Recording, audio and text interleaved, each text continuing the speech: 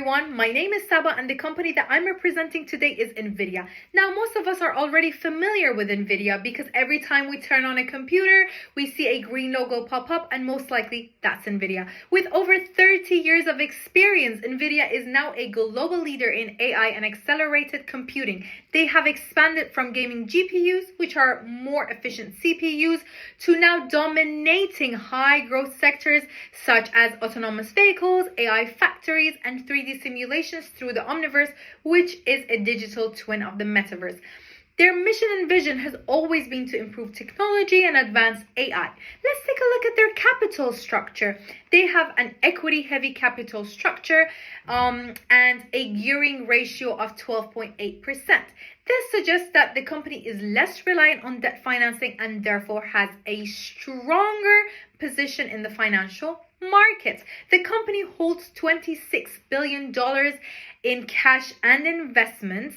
Financial flexibility theory suggests that firms with high liquidity maintain flexibility to seize investment opportunities and absorb shocks, which is great for NVIDIA. Like any other company, NVIDIA faces risks. However, they do their best to manage those risks. For instance, let's take diversification. Revenue of NVIDIA comes from many different sources and different customers, helping it to reduce risks. When we take a look at the 5-year price analysis, we can see that after 2023, when compared to its competitor, NVIDIA's performance has skyrocketed. When we put Nasdaq and NVIDIA side by side, we can see how consistent NVIDIA is in percentage growth. Let's take a look at the company performance. In the year 2023, NVIDIA generated a revenue of $26.9 million. And this figure, which is already good, nonetheless went up 126% in the year 2024. Their PE ratio is currently 34.5, and this reflects the market confidence in its sustained AI-driven growth and dominant GPU market position. And the EPS of 2.94 means that the company is generating solid earnings. According to the Porter's 5 Forces, we can see that the threat to new entrants is very low to moderate, which is something that everybody cares about.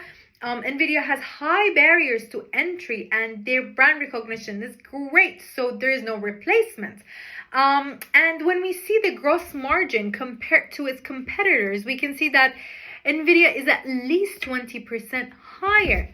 When we take a look at the equity valuation model, we can see that according to the efficient market approach, the company's performance is absolutely in line with the market expectations.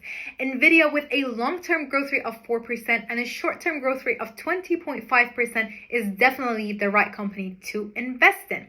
We can see that the share prices of NVIDIA stands firm at $98.8, and this slight and temporary share dip reflects the ongoing geopolitical tensions and semiconductor export restrictions between the US and China.